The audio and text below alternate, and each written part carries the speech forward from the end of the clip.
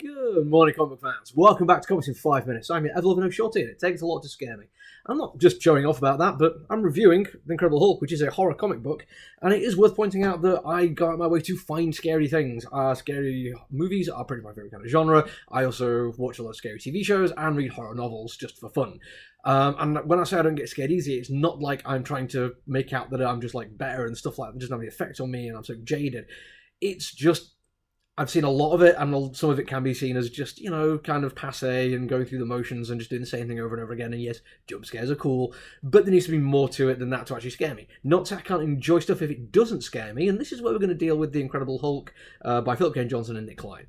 Because it's going about scary in a way that comic books kind of have to. It's very hard to actually be properly scary in a comic book. It's a very different media. It doesn't have the same chance to, even if you want to do a jump scare, but it can try and make you care about the characters.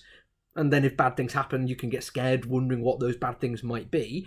It can just go for unsettling creepiness, which really is the thing that I think comic books can do effectively to try and unsettle and unnerve you. Or it can just go for, and this I don't mind at all, just go for violence and gore and body horror. Basically, you've got some of the most talented artists on the planet, and these people are putting out multiple pages for every issue, and they've got the time and the skill to unsettle you just visually. Now, what the Hulk does is mostly that. Now, it does it really effectively, and one thing it does that I really like is it doesn't start with it. There's an early bit of ultra-violence, which happens kind of off-camera, but not really. It's more you just see the silhouettes of it. It's just basically a backdrop and then black shapes, and you can see the blood spatter in black on the coloured background, but you don't get a sense of actually what is happening. It is kind of abstract, and that's fine. It's the first thing. And I was thinking, oh, cool, so, it's a rated teen plus, not an actual mature reader one, so yeah, maybe they're not going to do this kind of violence. That's cool. And then we get later on, and there's some, actual unpleasantness, and it's like, oh wow, okay, you actually see some physical impact here. There's some actual violence and some uncomfortable things happening, but it's still comic booky. So okay, yeah, that's still kind of fine. And then we get to a bit where a human is opened from the inside by a Grendel type creature, and we actually get the sounds on the page of bones and gristle popping and snapping and flesh rending, and then the skin suit falling in a bloody pool. And it's like, well, okay, that is way gorier. But again, it's not really showing somebody doing violence to anybody else, so we're still not seeing like kind of really over the top, terrifying, horrendous thing happening.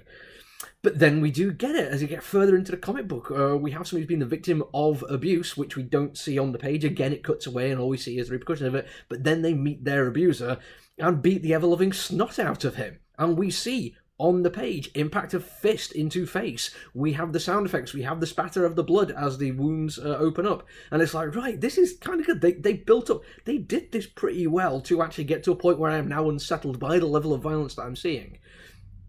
Now, the bit they do when it comes to unsettling, yes, they manage that a little bit as well. There is an underlying threat, should I say, from a larger organization a gathering of evil, which can tie in Man-Thing and Ghost Rider and maybe the Morlocks, if I remember correctly. But what it doesn't do as effectively is make me really care too much about the people in it. Now, this could just be a case of it's an issue one thing and they're building up to. We already know that the creators are building up to stuff really effectively. But I also find it hard to really care too much about Banner at the moment. The last Hulk thing I read, he imprisoned the Hulk in his head and was torturing him for power. And it's kind of hard to really be sympathetic towards him.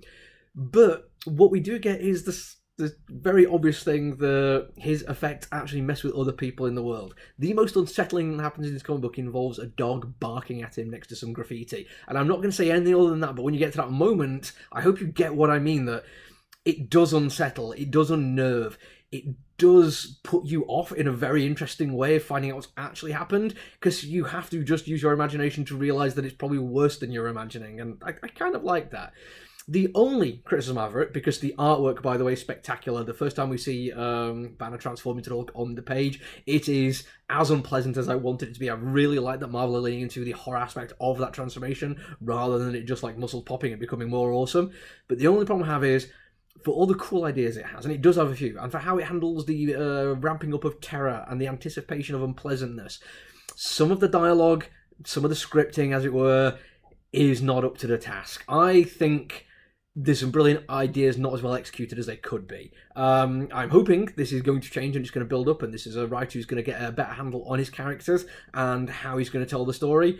But it's disappointing enough that it didn't absolutely pop for me. There's a lot I liked about it, a lot, but it's not perfect. But still, room to grow. That's it for me today, though. I'll be back with more reviews later in the week. Until then, look after each other, everyone. Stay safe. Bye.